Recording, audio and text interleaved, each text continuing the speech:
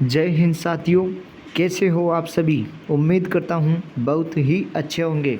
तो राजस्थान में BSTC, PTT और सीईटी, एलडीसी, राजस्थान पुलिस, यहाँ पर कई विद्यार्थी अलग अलग वैकेंसीज की तैयारी कर रहे हैं। तो सबसे महत्वपूर्ण जो राजस्थान भूगोल के अंदर जो महत्वपूर्ण भूमिका निभाता है, बीएसटीसी के अंदर, पीटीटी के अंदर, सीईटी में, एलडीसी में, राजस्थान पुलिस में, वो महत्वपूर्ण टॉपिक है आपके राजस्थान एक सामान्य परिचय। जी हाँ साथियों, राजस्थान एक सामान्य परिचय से लगभग आपके 3 प्रश्न पूछे जाएंगे बीएसटीसी के अंदर, पीटीटी के अंदर, सीईटी के अंदर और एलडीसी के अंदर, राजस्थान पुलिस के अंदर। इसके अलावा राजस्थान के जो भी एग्ज़ाम्स आयोजित होंगे उनमें राजस्थान भूगोल एक महत्वपूर्ण विषय के रूप में साबित होती है। तो यहाँ पर सबसे जो प्रथम लेसन आपका आता है राजस्थान एक सामान्य परिचय, जिसमें हम बात करेंगे संपूर्ण परिचय के बारे में। तो यहाँ पर आप देख सकते हैं हमारा चैनल है ब्रह्मवर्त एजुकेशन। जी हाँ साथियों, ब्रह्मवर्त एजुकेशन हमारा चैनल है, जिस पर अगर आप पहली बार विजिट कर रहे हैं तो चैनल को ज़रूर सब्सक्राइब कर लीजिए और बेल आइकन को प्रेस कर लीजिए, क्योंकि लक्ष्य है तो मुमकिन है, इसी के साथ ब्रह्मवर्त एजुकेशन है तो सब मुमकिन है। तो इसी मोटिवेशन के साथ हम आगे बढ़ेंगे। ब्रह्मवर्त एजुकेशन है तो सभी एग्ज़ाम्स क्लियर करना आपके लिए मुमकिन है। तो पहला जो आपका लेसन शुरुआत होता है राजस्थान एक सामान्य परिचय। जी हाँ साथियों, मैं आपको यहाँ पर राजस्थान भूगोल के संपूर्ण टॉपिक के महत्वपूर्ण प्रश्न और आपको व्याख्यात्मक सहित करवाने वाला हूँ। तो आप देख सकते हैं आज हम शुरुआत करते हैं BSTC, PTT, CET, LDC, Rajasthan police के लिए नए बिल्कुल फ्री की तैयारी यहाँ पर शुरू हो रही है राजस्थान भूगोल की। तो आप सबसे पहले चैनल पर पहली बार विजिट कर रहे हैं तो चैनल को ज़रूर सब्सक्राइब कर लीजिए और बेल आइकन को प्रेस कर लीजिए, क्योंकि ब्रह्मवर्त एजुकेशन है तो सब मुमकिन है। Stay ahead in all exams. तो शुरुआत करते हैं आज के राजस्थान का सामान्य परिचय से। तो आप देख सकते हैं इस पेज पर जो कि एक पीडीएफ बनाई गई है हमारे द्वारा, वो आपको टेलीग्राम चैनल पर भेज दी जाएगी। इसके अलावा जो क्लासें होगी इस चैनल पर, उसका संपूर्ण जो पीडीएफ बनाया जाएगा वो आपको टेलीग्राम चैनल पर भेज दिया जाएगा और व्हाट्सएप ग्रुप पर सेंड कर दिया जाएगा। तो ये बिल्कुल फ्री की तैयारी आपकी चल रही है। यहाँ पर आपके बीएसटीसी के फॉर्म चालू होने वाले हैं और कई एग्ज़ाम्स के आपके वैकेंसीज यहाँ पर निकलने वाली है। तो राजस्थान सीईटी के विद्यार्थी भी इस विषय पर अपना फोकस जारी रखें। तो सबसे पहले यहाँ पर आप देख सकते हैं राजस्थान का सामान्य परिचय, जिसमें सबसे पहले हम बात करेंगे नामकरण को लेकर। तो राजस्थान एक राज्य है। यह राजस्थान का नाम राजस्थान किस प्रकार से पड़ा, यह नामकरण किस प्रकार से पड़ा, इसका हम पूरा विश्लेषण करेंगे। तो यहाँ पर आप पहला पॉइंट देखिए, ऋग्वेद ब्रह्मवर्त, इसका क्या मतलब है। तो इसका यह मतलब है कि राजस्थान का जो सामान्य परिचय में अगर हम नामकरण की अगर हम बात करें तो ऋग्वेद काल में राजस्थान को ब्रह्मवर्त के नाम से जाना जाता था। जी हाँ साथियों, हमारे जो चैनल का नाम है वो राजस्थान के नाम पर ही रखा गया है, ब्रह्मवर्त एजुकेशन। तो आप देख सकते हैं राजस्थान को ऋग्वेद काल में ब्रह्मवर्त के नाम से जाना जाता था। इसके अलावा यदि आपसे पूछ लिया जाए एग्ज़ाम में कि मरुकांतार शब्द जो है वो किसके द्वारा राजस्थान के लिए प्रयोग किया गया, तो वाल्मीकि जी के द्वारा राजस्थान के लिए मरुकांतार शब्द का यहाँ पर प्रयोग किया गया। अब हम बात करते हैं कि जो राजस्थान शब्द जो है वो सबसे पहले किस अभिलेख से मिला था। तो आप देख सकते हैं तीसरा जो पॉइंट दिया गया है बसंतगढ़ अभिलेख। जी हाँ साथियों, बसंतगढ़ अभिलेख से सर्वप्रथम राजस्थान का यहाँ पर नाम मिला था। और कौन सा नाम मिला था, तो आप देख सकते हैं राजस्थानी यादित्य के नाम से यह है बसंतगढ़ अभिलेख में या शिलालेख में मिला। यह बसंतगढ़ अभिलेख कहाँ स्थित है? आपसे एग्जाम में प्रश्न पूछा जा सकता है, बसंतगढ़ अभिलेख कहाँ स्थित है? तो यह राजस्थान के सिरोही ज़िले में, अगर हम बात करें खीमल माता के मंदिर में है, तो बसंतगढ़ अभिलेख राजस्थान के सिरोही ज़िले में खीमल माता के मंदिर में है। यह अभिलेख कब प्राप्त हुआ? तो 625 ईस्वी, या हम बात करें विक्रम संवत में 682 विक्रम संवत में बसंतगढ़ अभिलेख में हमारे राजस्थान का जो नाम है वो राजस्थानी यादित्य के रूप में मिला था। अब आगे हम बात करते हैं कि 1800 ईस्वी में जो ज़्यादातर एग्ज़ाम में पूछा जाता है कि जॉर्ज थॉमस ने राजस्थान के लिए कौन सा शब्द का प्रयोग किया। तो यहाँ पर जो एग्ज़ाम में पूछने का तरीका है वो यहाँ पर यह रखा गया है कि राजस्थान को राजपूताना जो शब्द दिया वो किसने दिया।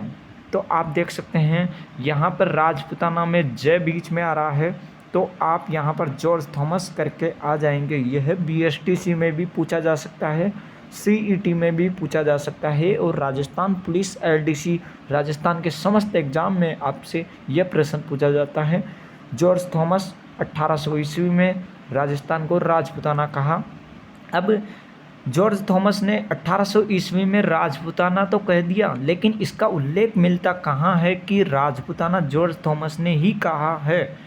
ऐसे तो हम कह सकते हैं कि इसके अलावा अन्य किसी ने किया होगा राजस्थान का राजपूताना नाम। तो यहाँ पर जो उल्लेख मिलता है वो 1805 ईस्वी में एक पुस्तक आती है जिसका नाम है the military memoirs of mister George Thomas. जी हाँ साथियों, the military memoirs of mister George Thomas. इसके यहाँ पर लेखक कौन है? तो आप देख सकते हैं लेखक विलियम फ्रैंकलिन है।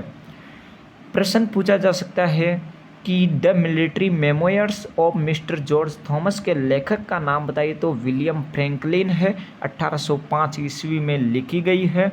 जॉर्ज थॉमस ने जो राजपूताना शब्द का प्रयोग किया 1800 ईस्वी में, उसका उल्लेख इस पुस्तक में मिलता है। अब आगे हम बात करते हैं कि 1829 ईस्वी में कर्नल जेम्स टोड ने राजस्थान को रायथान, रजवाड़ा और राजस्थान नाम दिया। यह आप देख सकते हैं स्क्रीन पर, जो आप देख सकते हैं 1829 ईस्वी में कर्नल जेम्स टोड राजस्थान के लिए रायथान, रजवाड़ा और राजस्थान का नाम दिया। पहले राजस्थान को मरुकांतार, इस प्रकार से राजपूताना, और आगे जो प्रक्रिया बढ़ी वो कर्नल जेम्स टोड ने 1829 ईस्वी में रायथान, रजवाड़ा और राजस्थान का नाम दिया। तो आप देख सकते हैं जो तीनों नाम दिया रायथान, रजवाड़ा, राजस्थान, वो कर्नल जेम्स टोड ने दिया, जिसे घोड़े वाले बाबा के नाम से जाना जाता है और राजस्थान के इतिहास के पितामह के नाम से जाना जाता है, राजस्थान के जनक के नाम से जाना जाता है। यह कर्नल जेम्स टोड को कहा जाता है घोड़े वाले बाबा। या हम बात करें राजस्थान के इतिहास के पितामह जिन्होंने 1829 ईस्वी में राजस्थान को रायथान, रजवाड़ा, राजस्थान कहा। यह नोट यहाँ पर लिखा गया है जिस पर आपको महत्वपूर्ण रूप से ध्यान देना है। राजस्थान के लिए सर्वप्रथम राजस्थान शब्द का जो प्रयोग किया वो यहाँ पर आप देख सकते हैं, लिखित प्रयोग करने वाला प्रथम व्यक्ति कर्नल जेम्स टोड था।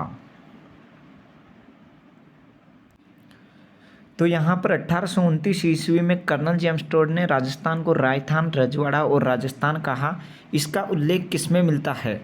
इसका उल्लेख जो आपसे अगर पूछा जाए कि उल्लेख किस में मिलता है कि कर्नल जेम्स टोड ने रायथान, रजवाड़ा या राजस्थान कहा, तो एक पुस्तक रचित है, यहाँ पर प्रकाशित की गई क्रूक के द्वारा। 1829 में वह पुस्तक प्रकाशित हुई, the Annals and antiquities of Rajasthan. यह क्रूक के द्वारा प्रकाशित की गई। यदि आपसे यह प्रश्न पूछा जाए कि the Annals and antiquities of Rajasthan की जो भाषा है वो अंग्रेजी भाषा में लिखी गई है, अर्थात रोमन लिपि में लिखी गई है। इसका हिंदी अनुवाद किसने किया था? इस पुस्तक का हिंदी अनुवाद जो है वो आपके पंडित गौरीशंकर हीराचंद ओझा द्वारा किया गया था। और यह पुस्तक जो समर्पित है वो मांडलगढ़ के, यहाँ पर कर्नल जेम्स टोड के गुरु आते हैं मांडलगढ़ में, गुरु यति ज्ञानचंद्र। तो आप देख सकते हैं the Annals and Antiquities of Rajasthan Colonel James Tod के गुरु यति ज्ञानचंद्र जी को समर्पित है, और जो 1829 में लिखी गई, अंग्रेजी लिपि में लिखी गई अर्थात भाषा में लिखी गई, हिंदी अनुवाद पंडित गौरीशंकर हीराचंद ओझा के द्वारा किया गया। और इसका जो दूसरा भाग लिखा, यानी कि जो ये पुस्तक है इसका दूसरा भाग 1932 ईस्वी में लिखा गया, the central and western Rajputana states of India, यह इसका दूसरा भाग है इस पुस्तक का। आगे हम बात करते हैं राजस्थान को संवैधानिक मान्यता कब दी गई। तो आप स्क्रीन पर देख सकते हैं राजस्थान को संवैधानिक जो मान्यता दी गई वो 26 जनवरी 1950 को दी गई, अर्थात जब राजस्थान का एकीकरण का छठा चरण हुआ था उस समय राजस्थान को संवैधानिक मान्यता दी गई 26 जनवरी 1950 को। आप याद रख सकते हैं। वर्तमान स्वरूप कब आया, राजस्थान का जो वर्तमान स्वरूप है वो ज़्यादातर एग्जामों में यहाँ पर छपने की संभावना रहती है कि जो वर्तमान स्वरूप है वो 1 नवंबर 1956 को आया और 7वां चरण चला था उस समय। तो राजस्थान का एकीकरण 7 चरणों में कंप्लीट हुआ था पूरा। छठे चरण में राजस्थान को संवैधानिक मान्यता मिली 26 जनवरी 1950 को, और वर्तमान स्वरूप 1 नवंबर 1956। आप देख सकते हैं 1 नवंबर 1956 को 7वां चरण यहाँ पर आया था, जिसमें अजमेर मेरवाड़ा और सिरोही का आबू दिलवाड़ा यहाँ पर शामिल हुआ था। अब हम बात करते हैं कि जब राजस्थान का एकीकरण 1 नवंबर 1956 को पूर्ण हो गया, उसके पश्चात जब राजस्थान का एकीकरण पूर्ण हुआ था उस समय राजस्थान में कितने ज़िले थे। तो उस समय राजस्थान में हम बात करें 26 ज़िले थे। कितने ज़िले थे? 26 ज़िले उस समय थे जब राजस्थान का एकीकरण हुआ था। उसके पश्चात यहाँ पर नए ज़िलों का निर्माण किया गया, गठन किया गया। तो यहाँ पर आप देख सकते हैं जिन जिलों का निर्माण किया गया और दिनांक आपके सामने दी गई है, किससे अलग करके किया गया और उस समय मुख्यमंत्री कौन रहे, इसके बारे में हम यहाँ पर चर्चा करेंगे। तो आप फाइनली आप देख सकते हैं कि जो राजस्थान के एकीकरण का 26वां जो जिला आता है वो अजमेर आता है, और अजमेर का जो निर्माण है वो 1 नवंबर 1956 को किया गया। किससे अलग करके किया गया? जयपुर ज़िले से अलग करके अजमेर ज़िले का निर्माण किया गया। और उस समय मुख्यमंत्री यहाँ के सीएम साहब मोहनलाल सुखाड़िया जी थे। जी हाँ साथियों, 26वां जिला अजमेर आता है। उसके पश्चात हम बात करते हैं राजस्थान के एकीकरण में 27वां जो एकीकरण के बाद 27वां जो जिला बना वो धौलपुर बना। 15 अप्रैल 1982 को भरतपुर से अलग किया गया, और शिवचरण माथुर यहाँ पर सीएम थे उस समय। 28वां जिला 10 अप्रैल 1991 को कोटा जिले से अलग किया गया। भैरों सिंह शेखावत उस समय मुख्यमंत्री रहे। 29वां जिला दौसा था 10 अप्रैल 1991 में। आप देख सकते हैं 12 दौसा, और राजसमंद जो जिला है वो 10 अप्रैल 1991 को यहाँ पर गठित किया गया। जो 12 तो कोटा से अलग किया गया, दौसा जयपुर से और राजसमंद उदयपुर से।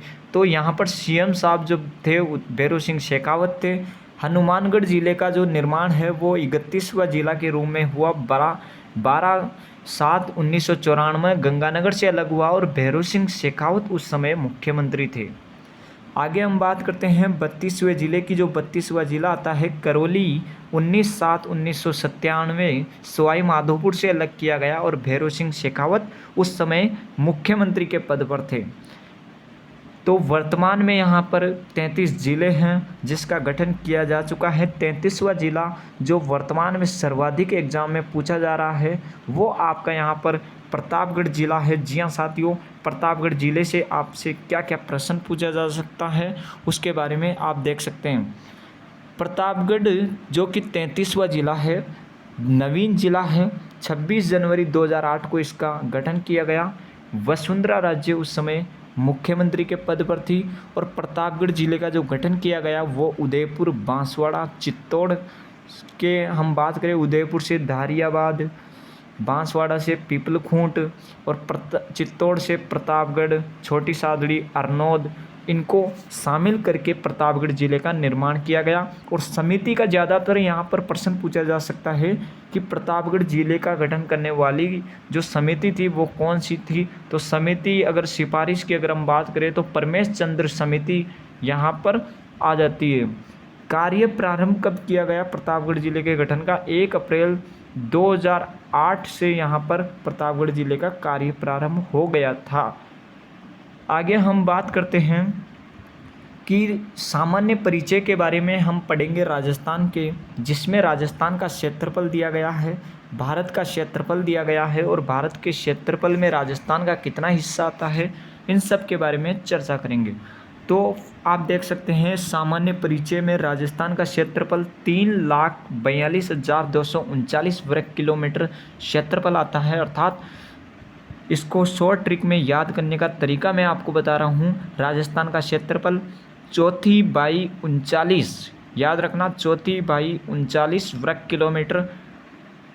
अब अगर इसी को वर्ग मील में पूछ लिया जाए आपसे तो वर्ग मील में 132-139 वर्ग मील यह राजस्थान का क्षेत्रफल है वर्ग मील की दृष्टि से। यहाँ पर आपको 132 और 140 वर्ग मील भी देखने को मिलेगा, जो कि भी यहाँ पर सही साबित होता है। जो भी आपको यहाँ पर ऑब्जेक्टिव में दिखाई दे वो आपको करके आना है। यदि हम बात करें राजस्थान पूरे भारत का कितना प्रतिशत हिस्सा रखता है क्षेत्रफल में, तो 10.41%, लगभग 11% का हिस्सा राजस्थान का आता है। और भारत का क्षेत्रफल यहाँ पर 32,87,263 वर्ग किलोमीटर आता है। जी हाँ साथियों, 32,87,263 भारत का क्षेत्रफल आता है और राजस्थान का क्षेत्रफल 3,42,239 वर्ग किलोमीटर आता है। अब हम बात करेंगे जो आपका यहाँ पर दिया गया है क्षेत्रफल की दृष्टि से भारत का सबसे बड़ा राज्य कौन सा है। आप देख सकते हैं भारत का सबसे बड़ा राज्य हमारा राजस्थान है। जो कब बना, देखो अगर हम बात करें पहले भारत का सबसे बड़ा जो राज्य हुआ करता था वो मध्य प्रदेश हुआ करता था, लेकिन मध्य प्रदेश से 1 नवंबर 2000 को छत्तीसगढ़ का विभाजन किया जा चुका। उसके पश्चात हमारा राजस्थान जो आता है वो सबसे बड़ा राज्य आता है। तो हम कह सकते हैं कि 1 नवंबर 2000 से राजस्थान सबसे बड़ा राज्य बन गया क्षेत्रफल की दृष्टि से। अब हम बात करते हैं कि जनसंख्या 2011 के अनुसार राजस्थान की जनसंख्या कितनी है। तो राजस्थान की जनसंख्या 2011 के अनुसार 6,85,48,437। याद रखना राजस्थान की जनसंख्या 2011 के अनुसार 6,85,48,437 है। और भारत की जनसंख्या 2011 के अनुसार आप देख सकते हैं यहाँ पर कि 121 करोड़ 8,54,977। तो फाइनली आप देख सकते हैं राजस्थान की जनसंख्या 6,85,48,437 है और भारत का यहाँ पर जनसंख्या की 121 करोड़ के प्लस है। और जो राजस्थान की जनसंख्या है वो 5.67% राजस्थान की हिस्सा रखता है जो भारत में। आगे हम बात करेंगे राजस्थान की जलवायु के बारे में। हम सामान्य परिचय पढ़ रहे हैं अभी, तो सामान्य परिचय में आप देख सकते हैं राजस्थान की जलवायु कैसी है। तो आपको याद रखना है उपोष्ण कटिबंधीय जलवायु राजस्थान की जलवायु है। यदि आपसे पूछा जाए कि बांसवाड़ा और डूंगरपुर में कौन सी जलवायु पाई जाती है, तो उष्ण कटिबंधीय जलवायु बांसवाड़ा और डूंगरपुर में पाई जाती है। 2 ही जिले हैं जहां पर उष्ण कटिबंधीय जलवायु पाई जाती है। 1% क्षेत्रफल पर यह पाई जाती है, यानी कि कर्क रेखा के दक्षिण में बांसवाड़ा डूंगरपुर आता है, वहां पर उष्ण कटिबंधीय जलवायु पाई जाती है। इसके कर्क रेखा के उत्तर में 31 जिले हैं जहां पर 99% शीतोष्ण कटिबंधीय जलवायु पाई जाती है। आप देख सकते हैं अगर आपसे पूछा जाए राजस्थान की जलवायु कैसी है तो उपोष्ण कटिबंधीय जलवायु करके आना है। इसके अलावा हम बात करते हैं राजस्थान के आकार के बारे में। तो राजस्थान का आकार जो है वो TH हेंडले के अनुसार विषम कोणीय चतुर्भुजाकार है आप देख सकते हैं ये एक प्रकार से विषम कोणीय चतुर्भुजाकार के समान बना हुआ है और पतंगाकार चतुष्फलकीय यह राजस्थान का आकार आता है। इसके अलावा राजस्थान की स्थिति एवं विस्तार के बारे में भी हम बात करेंगे कि भारत में राजस्थान के अगर दिशा कोण पूछा जाए तो भारत में राजस्थान का अगर दिशा भारत में राजस्थान की अगर दिशा आपसे पूछी जाए तो दिशा जो आती है वो भारत में उत्तर पश्चिम दिशा आती है। यहाँ पर हमारा राजस्थान आ जाता है। और आगे हम बात करते हैं कि भारत में राजस्थान का कोण कौन सा आता है, तो वायव्य कोण राजस्थान का आ जाता है। अर्थात हम बात करेंगे यह है उत्तर से दक्षिण तक की लंबाई आ जाती है, पूर्व से पश्चिम तक की लंबाई आ जाती है और यहाँ पर उत्तर पूर्व आ जाता है, यहाँ पर दक्षिण पूर्व आ जाता है, दक्षिण पश्चिम आ जाता है और उत्तर पूर्व। तो यह ईशान कोण है, उत्तर पश्चिम वाला वायव्य कोण है, नैऋत्य दक्षिण पश्चिम वाला है और आग्नेय दक्षिण पूर्व वाला। तो हमारा राजस्थान उत्तर पश्चिम में स्थित है। तो यहाँ पर कोण पूछा जाए तो वायव्य कोण यहाँ पर आ जाता है, ईशान कोण यहाँ पर नहीं आएगा। आप देख सकते हैं आगे हम बात करेंगे एशिया में राजस्थान की स्थिति किस प्रकार से है। तो एशिया में राजस्थान की अगर दिशा पूछा जाए तो दक्षिण पश्चिम दिशा आती है और कोण पूछा जाए तो यहाँ पर आपका जो कोण आता है वो नैऋत्य कोण आ जाता है। यहाँ पर हमारा राजस्थान है, राजस्थान की दक्षिण पश्चिम जो दिशा आती है एशिया में, और कोण पूछा जाए नैऋत्य कोण आ जाता है। ग्लोब पर या विश्व के मानचित्र पर राजस्थान की अगर दिशा पूछी जाए तो उत्तर पूर्वी दिशा आ जाती है और कोण पूछा जाए तो यहाँ पर यह हमारा ग्लोब है और ग्लोब में राजस्थान की जो स्थिति आती है वो उत्तर पूर्व में आती है और उत्तर पूर्व में जो कोण आता है वो ईशान कोण आता है। आगे हम बात करते हैं राजस्थान के विस्तार के बारे में। तो राजस्थान का विस्तार अगर हम बात करें कि पूर्व से पश्चिम तक की राजस्थान की लंबाई कितनी है और उत्तर से दक्षिण तक की लंबाई कितनी है, तो आप देख सकते हैं यह पूर्व से पश्चिम तक की लंबाई है जिसकी यहाँ पर पूर्व से पश्चिम तक की चौड़ाई है 869 किलोमीटर आती है और दक्षिण से उत्तर की ओर लंबाई है 826 किलोमीटर आती है। और इसके अगर अंतर पूछ लिया जाए कि राजस्थान के विस्तार में लंबाई और चौड़ाई में कितना अंतर है तो 43 किलोमीटर आपको करके आना है। आप देख सकते हैं जो उत्तरीतम गांव आता है वो कोणा गांव श्री गंगानगर आता है और यहाँ पर आप देख सकते हैं दक्षिणतम जो गांव आता है वो बोरकुंडा कुशलगढ़ तहसील और बांसवाड़ा आता है और पूर्वीतम सिलाना गांव राजाखेड़ा धौलपुर आता है और पश्चिमतम बिंदु कटरा गांव सम तहसील जैसलमेर यह आता है। आगे हम बात करते हैं राजस्थान के विकर्णों की लंबाई के बारे में। तो आप देख सकते हैं कि राजस्थान के जो विकर्ण की लंबाई है वो उत्तर पूर्व से दक्षिण पश्चिम तो है 884 और दक्षिण पूर्व से उत्तर पूर्व की आ जाती है 850। इन दोनों का जो अंतर आता है वो यहाँ पर 46 किलोमीटर का अंतर आ जाता है। यदि राजस्थान के विकर्णों का अंतर पूछा जाए 66 किलोमीटर और उत्तर से दक्षिण पूर्व उत्तर दक्षिण से दक्षिण पूर्व पश्चिम पूछा जाए उत्तर पूर्व से दक्षिण पश्चिम पूछा जाए 784 किलोमीटर करके आना है। उत्तर पश्चिम से दक्षिण पूर्व पूछा जाए 850 किलोमीटर करके आना है। आगे हम बात करते हैं राजस्थान का अक्षांशीय एवं देशांतरीय विस्तार के बारे में। तो आप देख सकते हैं राजस्थान का अक्षांशीय विस्तार, सबसे पहले हम बात करेंगे अक्षांश क्या होता है। तो ग्लोब पर पूर्व से पश्चिम को मिलाने वाली जो आड़ी या तिरछी रेखाएं होती है वो अक्षांश रेखाएं कहलाती है। यह जिस प्रकार से पृथ्वी है और पृथ्वी में यहाँ पर दे रखा है पूर्व से पश्चिम, तो पूर्व से पश्चिम दिशा की ओर जो मिलाने वाली जो रेखाएं आती है वो आपकी यहाँ पर अक्षांश रेखाएं कहलाती है। और अक्षांश जो रेखा आती है वो यहाँ पर बीचों बीच जो रेखा आती है वो 0 डिग्री अक्षांश रेखा कहा जाता है उसे, अर्थात भूमध्य रेखा विषुवत रेखा के नाम से जाना जाता है और 0 डिग्री अक्षांश उत्तरी अक्षांश रेखा के नाम से जाना जाता है। अब हम बात करते हैं कि जो अक्षांश होते हैं वो क्या कार्य करते हैं।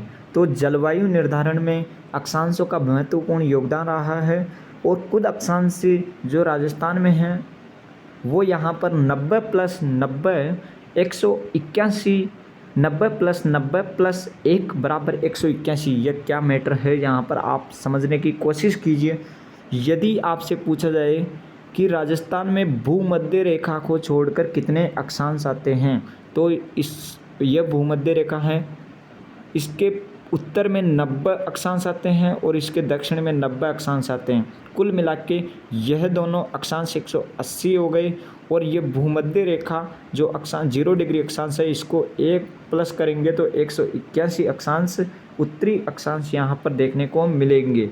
आगे हम बात करेंगे यहाँ पर जो कुल रेखाएं आती है वो कितनी आती है, अक्षांश कुल अक्षांश रेखाएं कितनी आती है, तो कुल अक्षांश रेखाएं 179 अक्षांश रेखाएं आती है। अब हम बात करेंगे कटिबंध किसे कहा जाता है।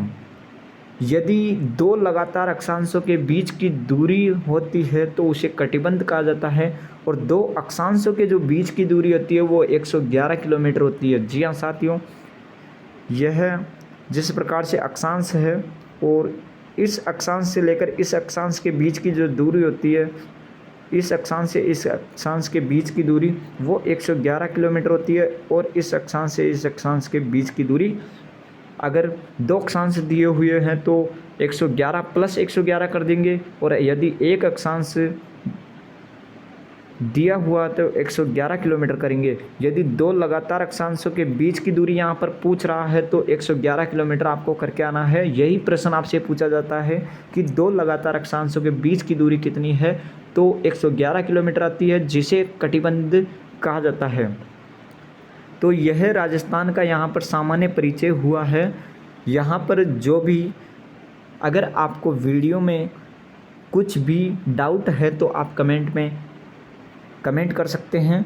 इसके अलावा अगली वीडियो में हम बात करेंगे राजस्थान के स्थिति के बारे में। हमने यहाँ पर पढ़ लिया, अगला टॉपिक आपको बता दिया जाएगा टेलीग्राम चैनल पर, व्हाट्सएप ग्रुप पर कि आपकी क्लास आगे कौन सी होगी। तो आज हमने बात किया राजस्थान का सामान्य परिचय में। Rajasthan CET, BSTC, PTT, LDC Rajasthan police के लिए यह महत्वपूर्ण है।